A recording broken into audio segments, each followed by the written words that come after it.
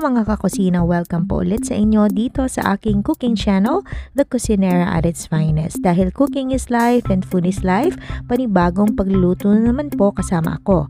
So tara na! Let's start cooking! For today's recipe, tayo po ay magluluto ng Kimchinigang.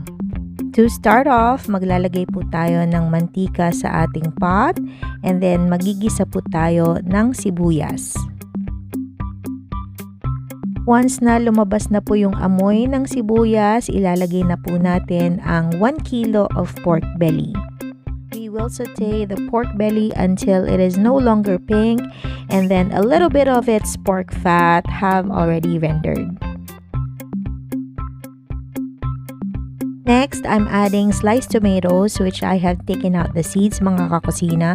Based on experience kasi, kapag sinama natin yung buto, madali itong makapanis sa any dish na may sabaw.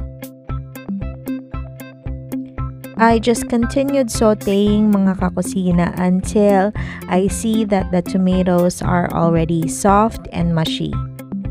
Now, I'm adding boiled water mga kakusina. Nagpakulo na ako while I was sauteing the pork belly and the tomatoes. And the amount of water really depends on you mga kakusina. You can add more or you can add lesser to what you see on the screen.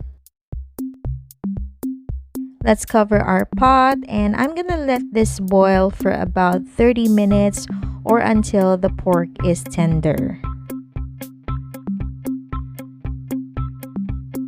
After boiling the pork for 30 minutes, I am now gonna start seasoning this with a combination of salt and fish sauce. And the amount mga kakusina, wag nyo na akong tanungin, ang sagot ko lagi dyan, it depends on your preference.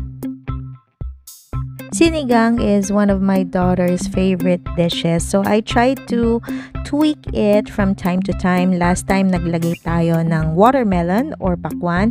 This time naman mag-a-add tayo ng kimchi. Favorite namin ito pareho ng aking daughter.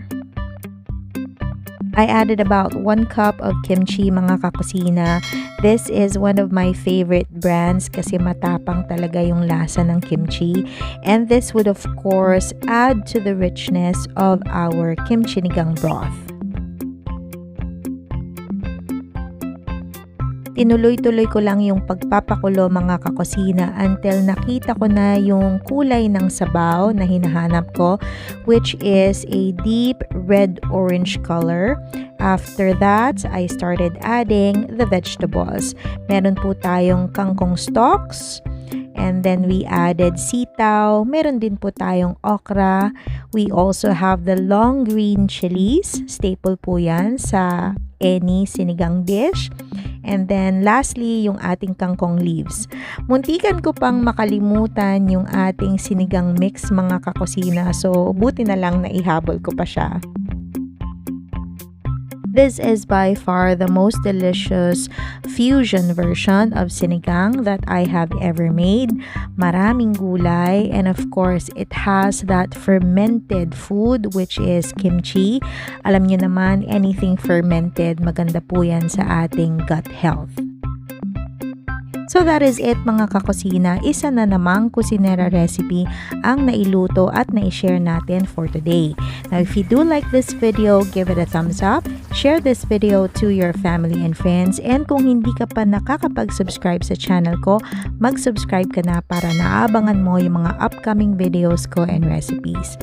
Thanks again for watching mga kakusina. See you again on the next video. Bye now!